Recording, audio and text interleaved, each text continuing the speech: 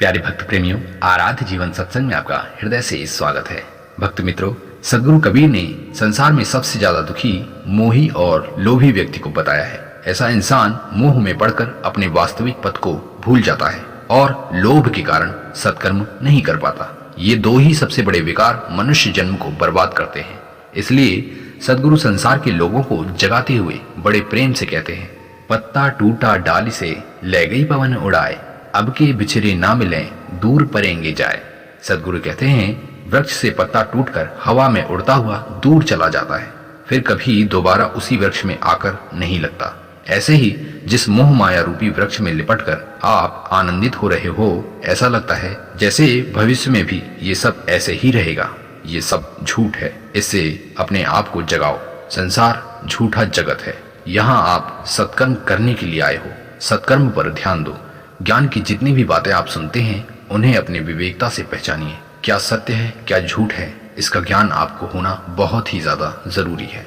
सदगुरुदेव ने इस दोहे में सबसे ज्यादा बल मोह माया पर ही दिया है। संसार की विषय वस्तु को अपनी वास्तविक संपत्ति मानने वाले हमेशा यही भूल करते हैं और फिर अंत में पछतावा के सिवा कुछ नहीं मिलता। प्रेमी मित्रों, संसार क्या है, आप क्या हैं और प्राणी मात्र क्या है, इस पर विशेष ध्यान दीजिए। सदगुरुदेव ने आगे चेतावनी देते हुए फिर कहा है, अपना तो कोई नहीं हम काहू के नाही, पारे पहुंची नाव ज्यों मिलके बिछड़े जाहीं। इसमें हमारे झूठे व्यवहार जगत की सच्चाई बताई गई है।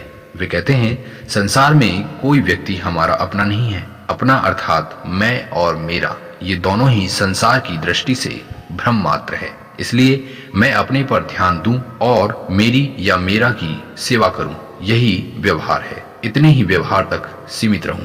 ये संसार सागर है। जन्म से पहले और मृत्यु के बाद दो किनारे हैं। जन्म के किनारे से निकलकर हमें मृत्यु तक जाना है। और ध्यान दीजिए, ये संसार भी जन्म से मृत्यु तक ही आभास होता है। इसलिए इस संसार को आभास करके हम इसे अपना मान लेते हैं। जैसे नदी को पार करते हुए लोग आपस में व्यवहार करते हैं और पारे पहुंचते ही सब अपनी राह में चल देते हैं, ऐसे ही सारे जीव अपने कर्मों के अनुसार ही अपने मंजिल की ओर चले जाते हैं। प्यारे मित्रों, वास्तव में ही संसार एक अकल्पनीय सागर है। इसका कोई अनुमान नहीं लगाया जा सकता। यदि देखें तो एक साधारण सा मनुष्य अपने जीवन को नहीं समझ पाता, फिर तो यहाँ असंख्य मानव और अनन्य जीव हैं। सबकी कोई कल्पना भी नहीं कर सकता। प्यारे मित्रों, ज्यादा सोचना अर्थात विषय की गहराई में जाना है। और ध्यान रखिए, किसी भी विषय की गहराई का कोई अंत नहीं है। अतः व्यर्थ के विषय से बचकर आत्मा की ओर लौटना चाहिए। संगत हमेशा संत स्वभाव वाले लोगों से ही करें और ऐसे व्यक्ति न मिले तो कोई बात नहीं। जब कभी सत्संग का अवसर मिले, व्यर्थ के कर्म को रोककर सत्संग का अमृतपान करें। मित्रों, समय के चक्र में कोई भी अमृतवाणी हृदय में उतरकर हमारा कल्याण कर सकती है। इसका विशेष ध्यान देना चाहिए। अतः सत्संग जरूर सुने।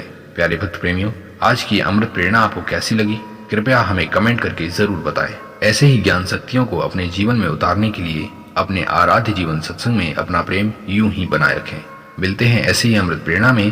तब तक के लिए हमें आज्ञा दें। अपने स्वास्थ्य का विशेष ख्याल रखें और अपनी ज्ञान ज्योति को यूं ही जलाए रखें।